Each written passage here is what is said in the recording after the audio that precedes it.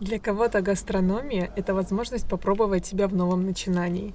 А для Вероники Габелия, которая хочет пойти по стопам своих родителей и бабушки, это продолжение семейной традиции. Я всегда знала, что хочу связать свою жизнь именно с гастрономией.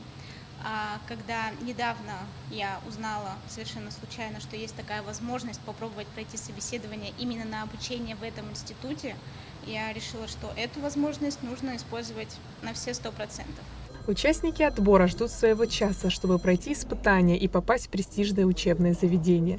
Несмотря на волнительное ожидание, кандидаты уверены в своих силах. Как я узнал вот недавно о поступлении в Сибирский федеральный университет, меня это очень сильно заинтересовало, потому что я был ранее заинтересован этим.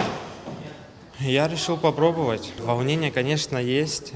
Готовился я чисто, скажем, морально, наверное, в большей части. А так, конечно, волнуюсь, очень хочется поступить, потому что это давняя мечта, можно сказать так, и цель. И я сделал как бы первые шаги. 1 августа представительство Россотрудничества в Абхазии объявило о старте приема заявок на бесплатное обучение за счет средств бюджета Российской Федерации в пределах квоты, установленной правительством России на 2025-2026 учебный год в Институт гастрономии Сибирского федерального университета. Такая возможность предоставлена гражданам Абхазии впервые. 5 кандидатов будут отобраны и будут учиться в одном из самых лучших, самых престижных вузов по этому направлению, по этой специальности.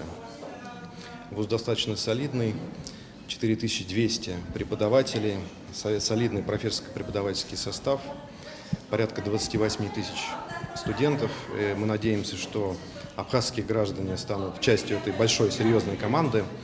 И по окончании обучения мы надеемся, что они вернутся в Абхазию и смогут работать на благо народного хозяйства республики. Одна из целей Института гастрономии Сибирского федерального университета– создание инновационной образовательной среды, позволяющей профессионально обучать высококвалифицированных управленцев международного уровня для индустрии гостеприимства. Туристической Абхазии такого уровня специалисты особенно необходимы. Когда мы побеседуем с ребятами, с абитуриентами, поймем, как они относятся к профессии, посмотрим, насколько они заинтересованы, попытаемся выяснить, какие направления этого ремесла им интересны. И потом небольшой практический этап, буквально посмотрим, могут ли ребята держать нож в руках.